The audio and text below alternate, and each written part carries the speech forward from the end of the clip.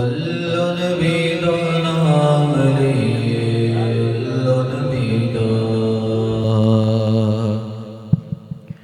اللہ نبی دا نام لئے اللہ نبی دا اللہ اللہ اللہ اللہ نبی دا نام لئے اللہ نبی دا اللہ اللہ اللہ نبی دا نام لئے اللہ نبی دا رحمت دا دریا الہی ہر دم وگدا تیرا مولا ہر دم وگدا تیرا رحمت دا دریا الہی ہر دم وگدا تیرا مولا ہر دم وگدا تیرا جے ایک قطرہ بخشے مینوں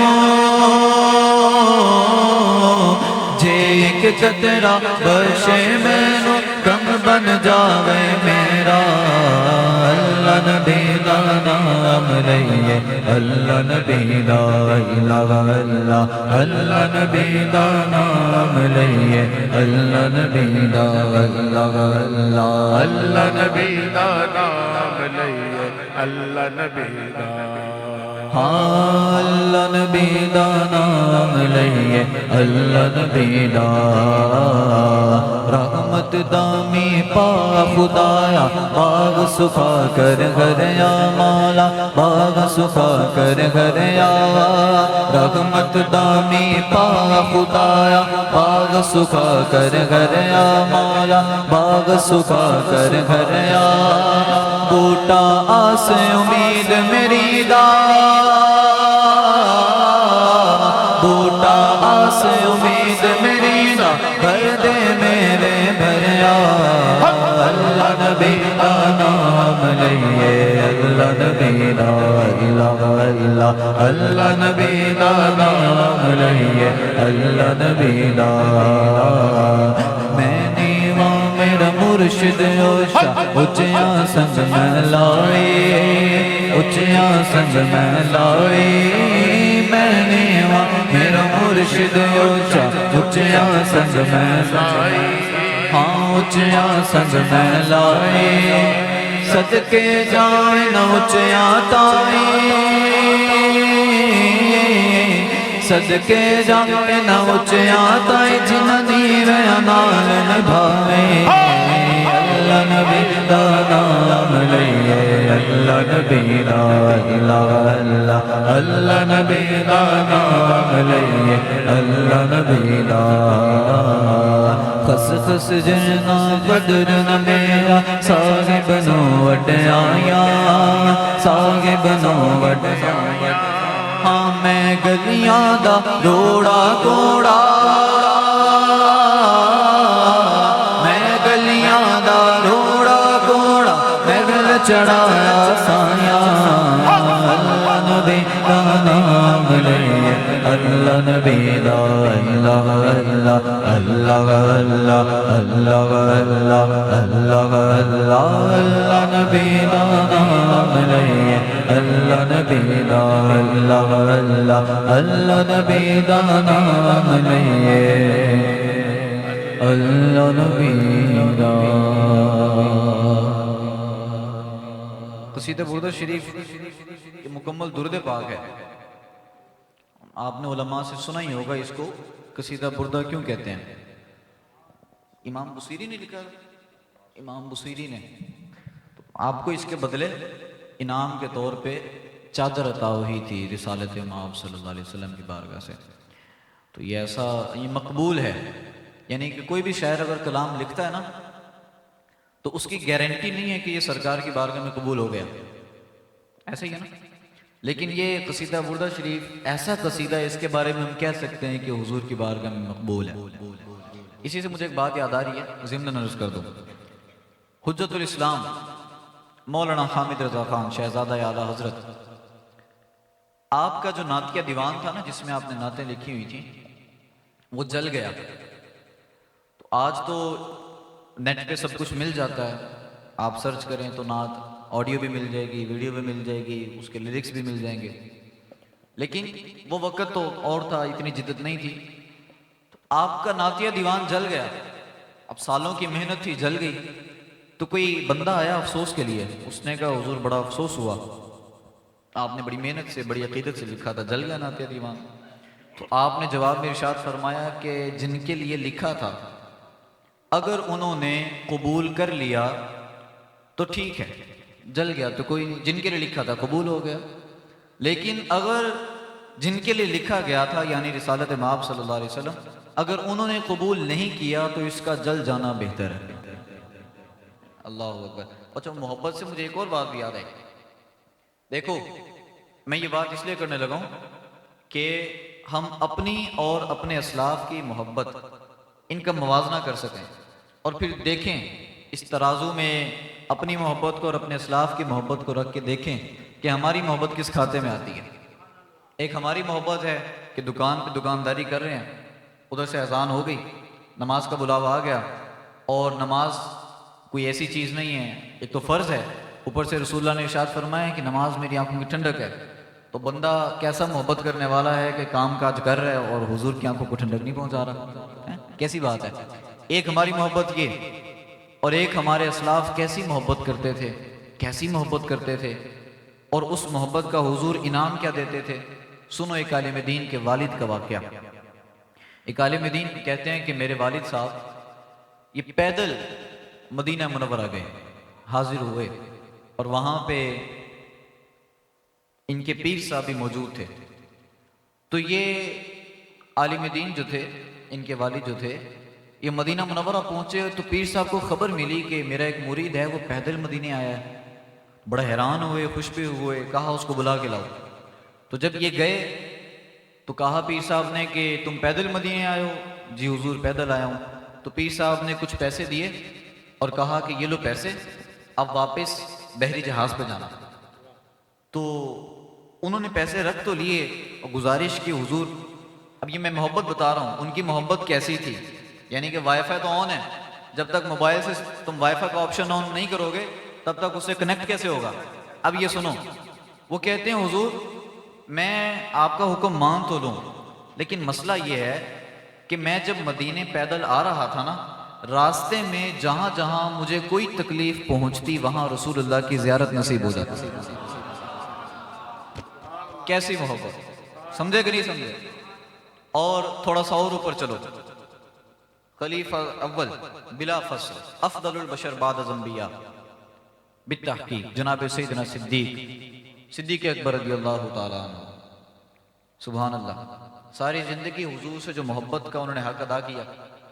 یعنی کہ جب سرکار مدینہ صلی اللہ علیہ وسلم ہجرت فرما کر مدینہ منورہ تشریف لائے تھے نا، تو جن لوگوں نے حضور کو پہلے نہیں دیکھا تھا، صرف حلیے کے بارے میں سنا تھا کہ آپ کا حلیہ مبارک ایسا ہے، لباس ایسا ہے، امامہ ایسا ہے، چہرہ ایسا ہے، داڑھی شریف ایسی ہے، تو وہ لوگ جب حضور کے پاس آتے ہیں تو یہاں حضور بیٹھے ہوتے، ساتھ میں صدیق اکبر بیٹھے ہوتے، تو صدیق اکبر حضور کی سنت پہ اتنا عمل کرتے تھے، حضور کی ایسی نقل، پیاری نقل فرماتے تھے کہ آنے والے کو یہ بعض اوقات اس کو دھوکہ ہوتا تھا نظر کا کہ یہ جو صدیق بیٹھے ہیں یہ نبی ہیں۔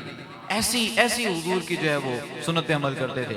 اور جو جناب جو پیچ جس طرح ہم امامہ باندھتے ہیں، تو اب ایک بل ایسے، پھر دوسرا ایسے، پھر تیسرا ایسے، تو جو بل جو پیچ رسول اللہ کا ڈھیلا ہوتا تھا وہی صدیق اکبر کا ڈھیلا ہوتا تھا۔ ایسی کمال کی ان کی رسول اللہ کے ساتھ محبت، اور صرف جینے تک ہی نہیں، دنیا میں رہنے تک ہی محدود نہیں، بلکہ جب اس دنیا سے گئے تو مولا علی کو نصیحت فرما کے گئے کہ میں جب مروں، جب اس دنیا سے جاؤں پردہ کر جاؤں، اللہ معاف کرے، تو کہا کہ میں جب اس دنیا سے پردہ کروں تو میرا جنازہ، میری میت اٹھا کے رسول اللہ کی بارگاہ میں حاضر کر دینا، اور کہنا کہ حضور غلام آیا ہے، چاہتا ہے کہ آپ کے قدموں میں، آپ کے پہلو میں مدفن ملے، اگر اجازت مل جائے تو ٹھیک، نہیں تو جنت البقیع میں دفنا دینا۔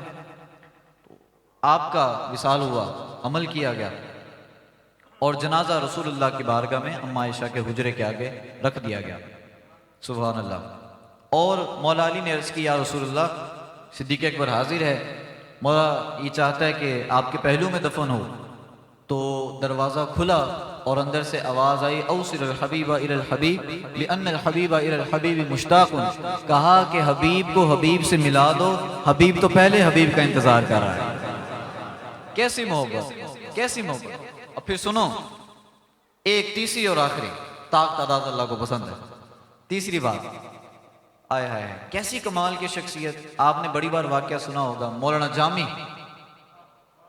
مدینے جا رہے تھے، نہیں جانے دیا. حضور نے گورنر سے کہا روکو اس کو جا کے. گورنر آ گیا، کہا تم نے نہیں جانا. پھر کوشش کی تو سامان میں چھپ کے آئے. حضور نے کہا سامان میں چھپ کے آ رہا ہے پکڑ لو. وہ پھر پکڑے گئے، کہا نہیں آنا. اور تیسری بار پھر آئے تو بکریوں کے ریور میں کپڑے پھاڑ کے گرد لگا کے وہ کسی نہ طرح چلا جاؤں میں. تیسری بار پھر آئے، حضور نے کہا اس بار بکریوں میں چھپ کے آ رہا ہے نہیں آنے دینا. 3 بار حضور نے منع کر دیا. وہ گورنر نے کہا کیسا بدبخت معاذ اللہ آدمی ہے کہ رسول اللہ کی نافرمانی کیے جا رہے ہیں، جیل میں ڈالو. اب وہ مولانا جامی کو ڈال دیا جیل میں. اللہ اکبر. تو وہ رسول اللہ گورنر کے خواب میں آئے اور چہرے پہ جلال. کہا یہ تم نے کیا کیا؟ یا رسول اللہ آپ کی بات نہیں مان رہا تھا، میں نے جیل میں ڈال دیا.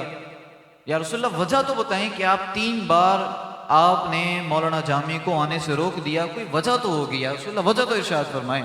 حضور نے فرمایا کہ جس عقیدت اور محبت سے وہ میری بارگاہ کی حاضری کے لیے آ رہا تھا، اگر وہ میرے روضے تک پہنچ جاتا تو مجھ محمد کو اپنی قبر انور سے باہر نکل کر اس کا استقبال کرنا پڑتا.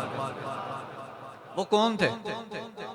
کوئی دوسری مخلوق تو نہیں تھے، اسی دنیا کے رہنے والے تھے. وہ بھی انسان تھے، وہ بھی روٹی کھاتے تھے، وہ بھی پانی پیتے تھے، وہ بھی کوئی جنت کا من و سلوہ نہیں اترتا تھا ان کے لیے.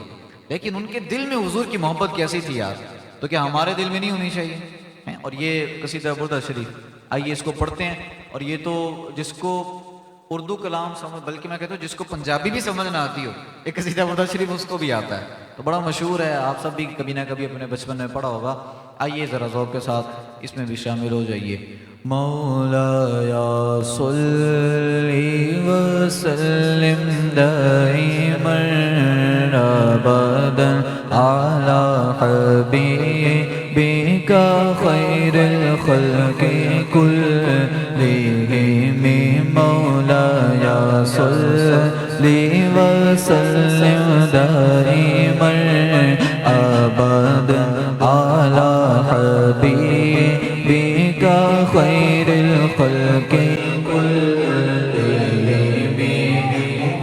محمد سید الکونین والثقلین. محمد سید الکونین والثقلین والفريق طيب من غرب ومن عجم. مولایا صلی وسلم دائما ابدا حبیبک خیر الخلق کلہم. هو الحبیب الذی ترجى شفاعته. هو الحبیب الذی ترجى شفاعته لكل حول من الأحوال مقتحم. مولایا صلی وسلم دائما ابدا على حبیبک خیر الخلق کلہم. یا اکرم الخلق ملمن الوذ به. یا اکرم الخلق ملمن الوذ به سواک عند حلول الحدیث العمام. مولایا صلی وسلم دائما ابدا على حبیبک خیر الخلق کلہم. یا ربی بالمصطفى بلغ مقاصدنا. یا ربی بالمصطفى بلغ مقاصدنا مقصدنا واغفر لنا ما مضى يا واسع الكرم مولاي صل وسلم دائما أبدا على حبيبك خير الخلق كلهم ثم الرضا عن أبي بكر وعن عمر ثم الرضا عن أبي بكر وعن عمر وعن علي وعن عثمان الكرم مولاي صل وسلم دائما أبدا على حبيبك خير الخلق كلهم مولاي صل وسلم دائما أبدا على حبيبك خير الخلق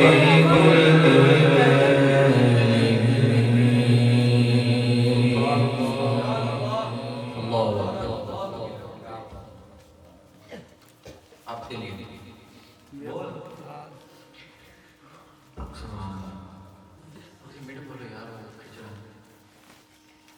جو